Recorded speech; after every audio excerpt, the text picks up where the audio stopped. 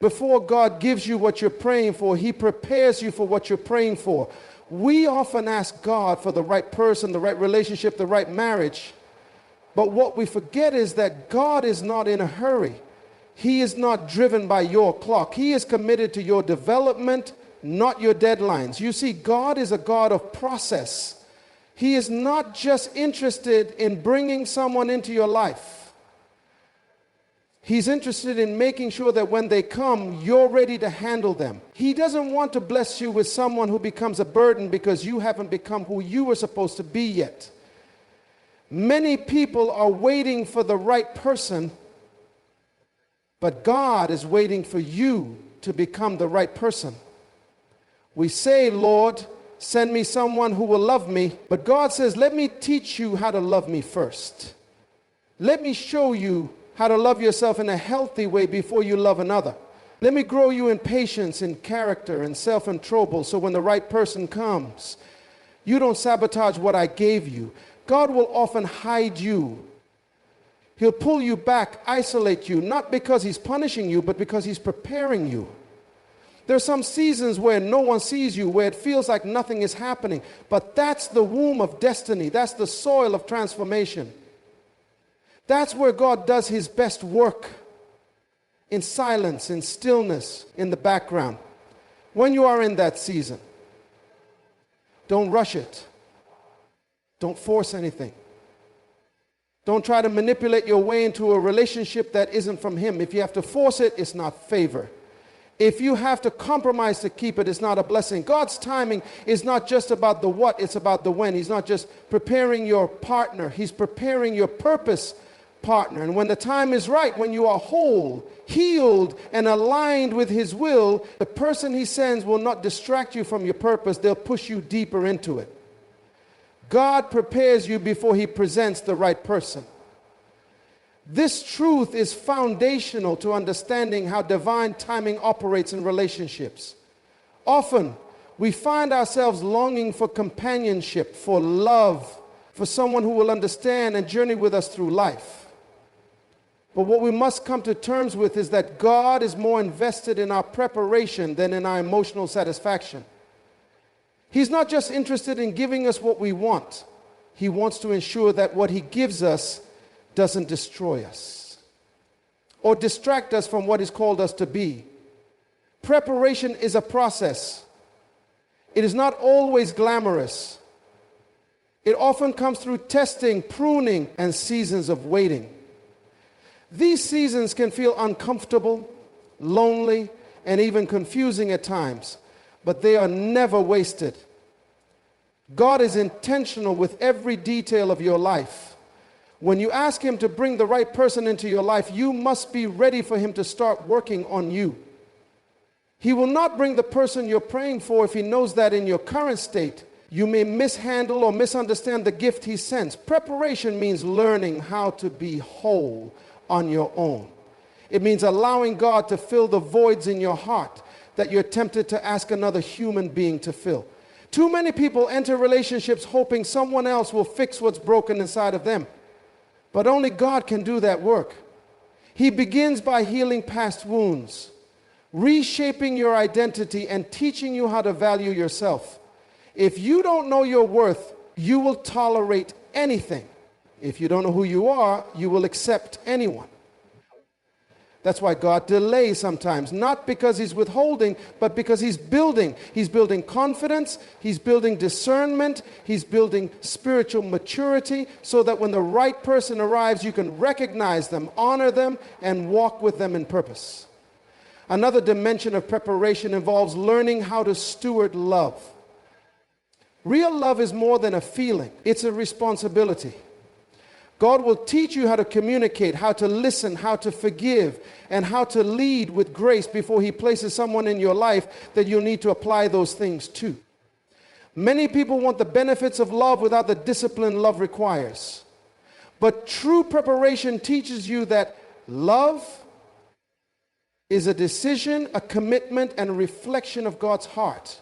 Until you understand love through God's lens, you may be tempted to pursue it from a place of lack rather than strength. God also prepares you by clarifying your assignment. Purpose and partnership go hand in hand. When you know what God created you to do, it becomes easier to discern who is supposed to walk with you. Your assignment shapes your alignment. So he will often pull you into seasons of focus where you're discovering your gifts, developing your vision, and becoming rooted in your calling. You may feel like nothing relational is happening during this time, but everything spiritual is happening. God is setting a foundation that no relationship can shake. He's anchoring your identity in him so you're not swayed by appearance, flattery, or superficial connection. He's making sure you can stand before you try to walk with someone else. He's making sure your heart is surrendered before it is shared. He's working on your ability to lead, to serve, to forgive, and to see beyond the surface. The truth is, divine preparation rarely feels like preparation in the moment. It feels like delay. It feels like rejection. It feels like isolation. But God's preparation is always purposeful. It's in those hidden places, those quiet seasons, those stretching moments where he is shaping you into someone who is ready not just for a relationship, but for a covenant that carries destiny. Becoming the right person precedes finding the right person.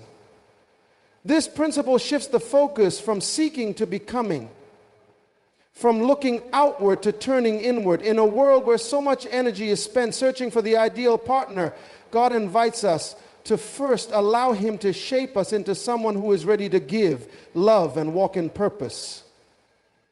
Many people make the mistake of believing that the right relationship will fix what is lacking within them. But the truth is that healthy relationships are built by healthy individuals. Until you become who you were created to be, you won't truly be ready to recognize, receive, or honor the one God has prepared for you.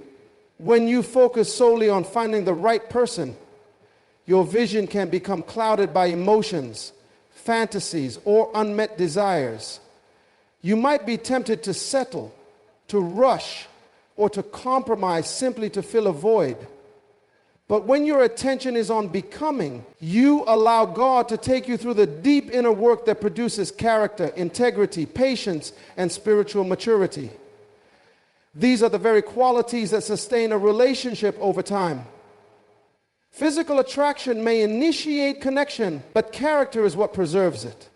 And character is cultivated when you are intentional about your own growth. Becoming the right person means learning to be content and secure in your identity. It means allowing God to show you who you are in him before you try to define yourself in relation to someone else.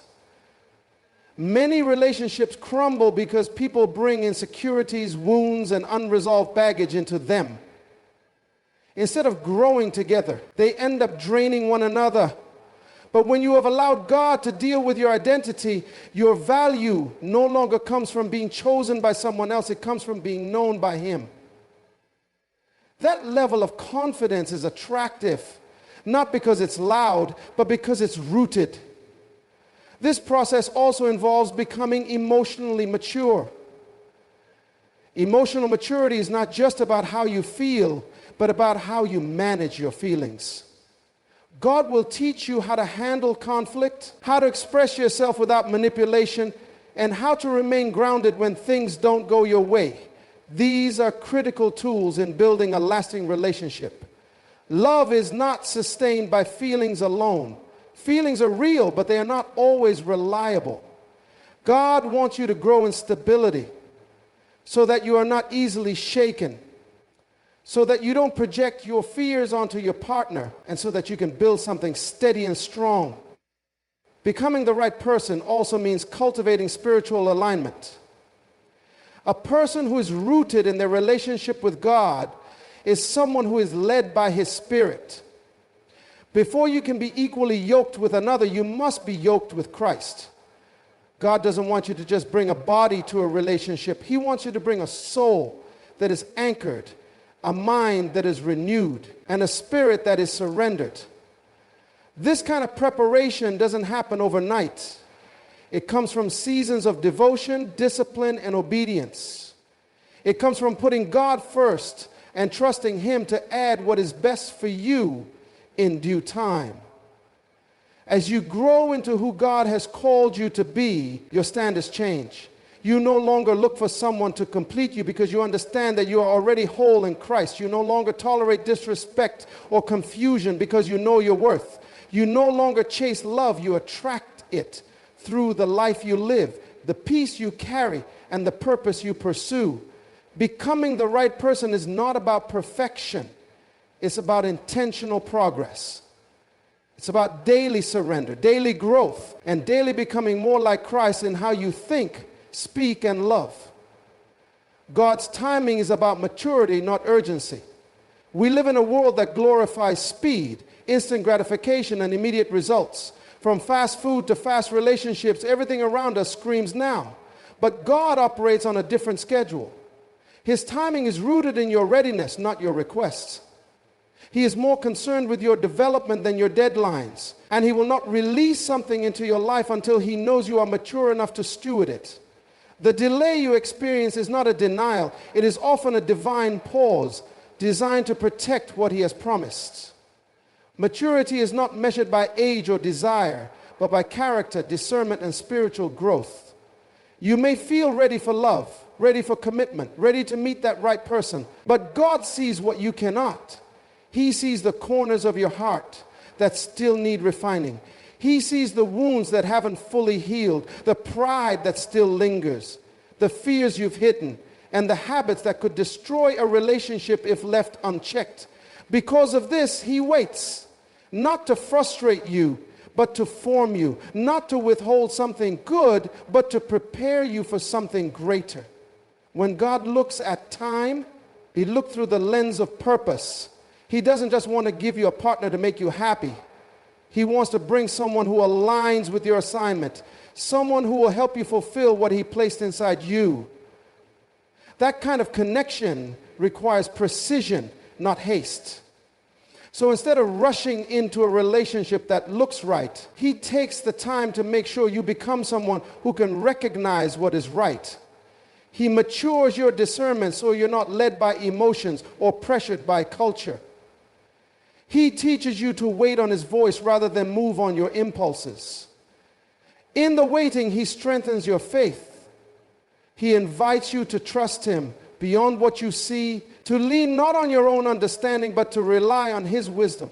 This process deepens your dependence on him. It helps you release the need to control outcomes and instead focus on obedience. Obedience becomes more important than opportunity. Peace becomes more valuable than popularity, and purpose becomes the measure by which you evaluate connection, not chemistry alone. These are signs of maturity, the kind of maturity God looks for before he releases the next season of your life. Sometimes the urgency we feel comes from comparison. We look at others who are in relationships, getting married, starting families, and we begin to question God's timing for us. But maturity teaches you that another person's timeline is not your own. What God is doing in someone else's life has nothing to do with what he's preparing in yours.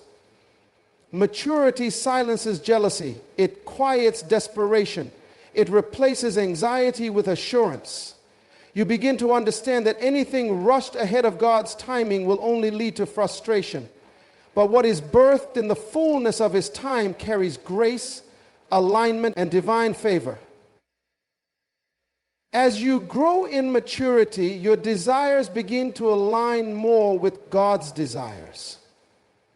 You begin to pray differently. Instead of saying, God, when will they come? You start asking God, what are you teaching me right now?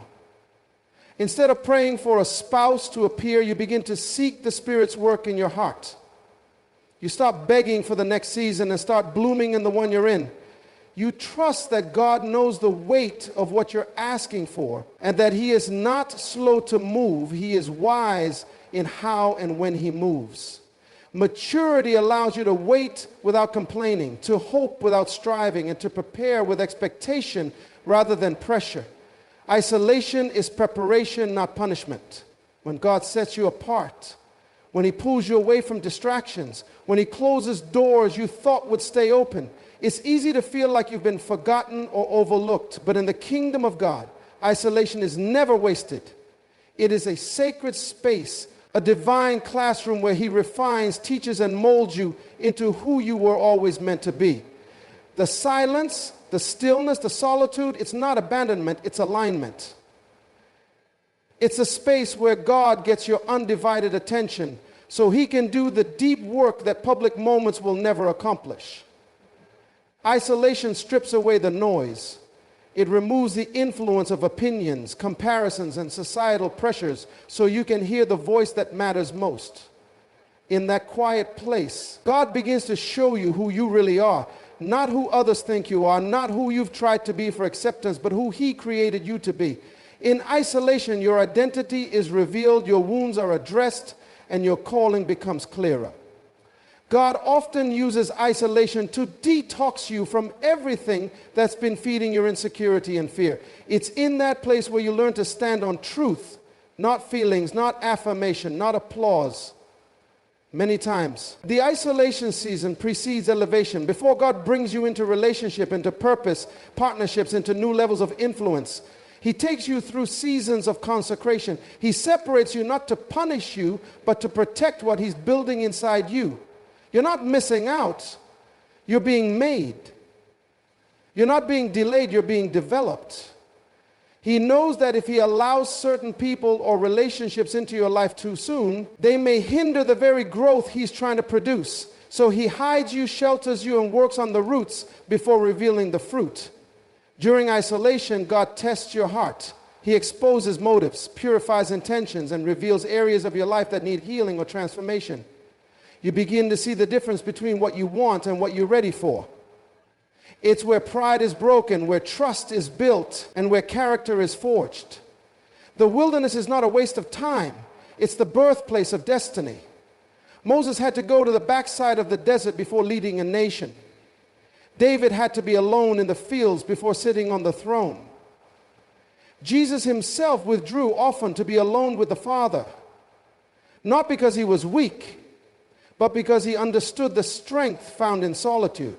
In isolation, your relationship with God deepens. When no one else is around to validate or distract you, you learn to lean on Him fully. Your prayer life becomes real. Your worship becomes pure. Your dependence on Him becomes unshakable. You're no longer praying for a person to complete you because you've discovered the presence that completes you. This is where inner wholeness is birthed. This is where strength is formed. Not in crowds, but in caves. Not in applause, but in anonymity. God knows that intimacy with Him must come before intimacy with another person. He wants you to know His voice, His love, and His purpose for your life so clearly that when someone walks into your life, they confirm what God already revealed to you. They don't define it. That level of clarity can only come through time spent in isolation, where you and God walk closely, where you confront your fears, surrender your plans, then become sensitive to His leading. The loneliness you may feel is not a sign of divine neglect. It's a sign of divine investment. God is investing in your soul, your future, and your foundation. What He's preparing in private will be revealed in public, but only when it's ready. Forced relationships are not favored relationships. There's a difference between something that flows and something that is forced. When God ordains a relationship, it comes with alignment, peace, and confirmation. It may not be perfect, but it will be purposeful. On the other hand, when a relationship must be pushed, manipulated, or constantly held together by human effort alone, it is often a sign that God's hand is not in it. Favor doesn't have to be forced. Favor follows obedience.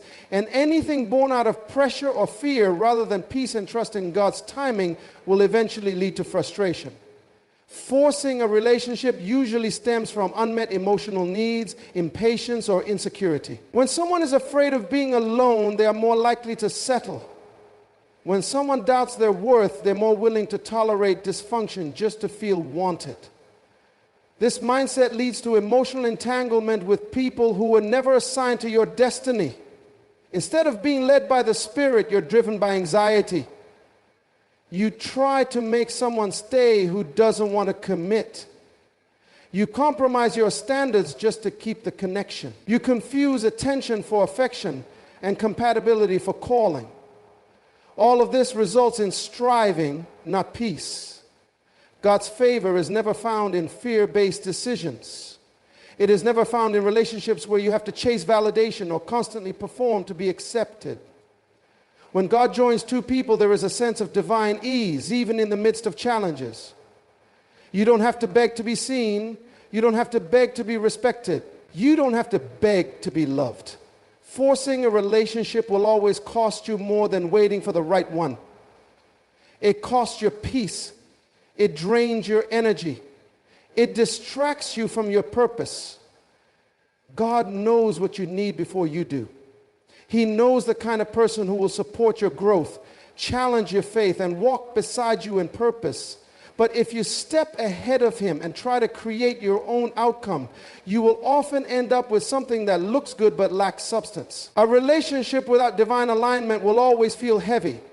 You may carry it for a while, but it won't last. You'll always wonder why you're exhausted, why you feel unsettled, why nothing seems to flow. It's because you're holding up something God never told you to carry. In relationships, peace is a powerful indicator. When God is in it, there may still be work, but there won't be constant confusion. There may be growth, but not chaos.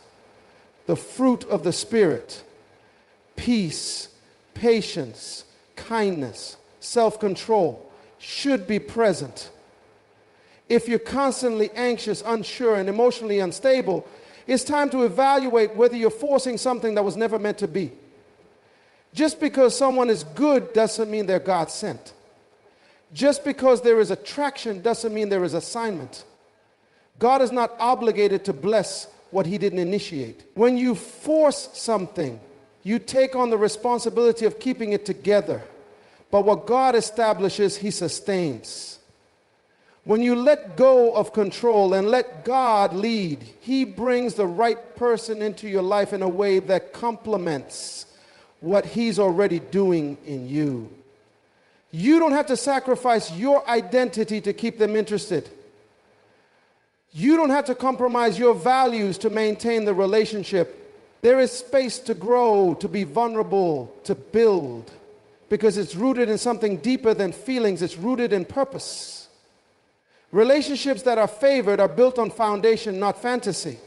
They are built with wisdom, not emotional desperation. The right person will align with your purpose, not distract from it. When God brings someone into your life, he does it with your destiny in mind. He's not just sending a companion for your comfort. He's sending a partner for your calling. The relationship is not just about emotional support or romantic fulfillment. It's about divine alignment. God is intentional, and so is the person he appoints to walk beside you. The right person will not compete with your assignment. They will complement it.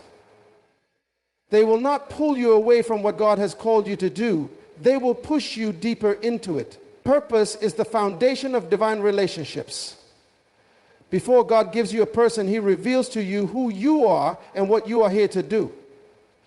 When you understand your purpose, you become more discerning about who can walk with you.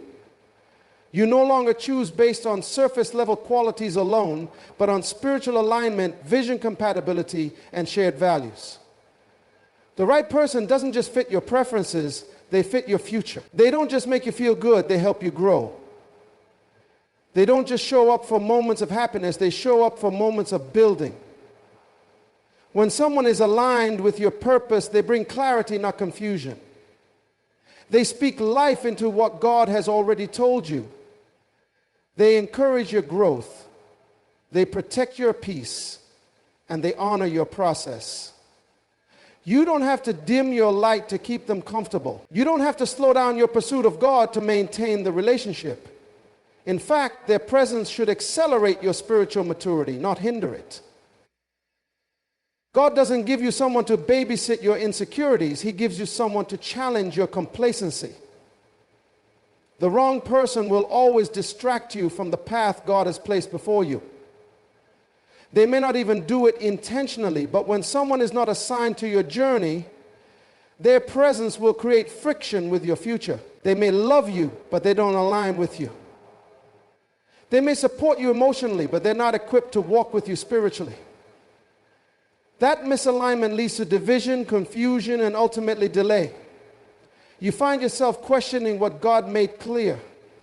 You start compromising to maintain connection. You begin walking in circles, losing momentum in your calling. But when the right person comes, there's a peace that surrounds the relationship. You both may have different gifts, but your direction is the same. You may not share the exact same roles, but your rhythm is unified. You serve together, pray together, dream together. The connection is deeper than just physical attraction. It's spiritual collaboration. You understand that your union is not just about your comfort, it's about your contribution to the kingdom. You're not just falling in love, you're walking in agreement. This kind of alignment only comes when you allow God to take the lead in your relationship decisions. It requires patience, maturity, and the willingness to wait for what's right instead of rushing into what's available. You must learn to trust that God is not just preparing someone for you. He's preparing someone who will not only love you, but also push you toward the fullness of your purpose.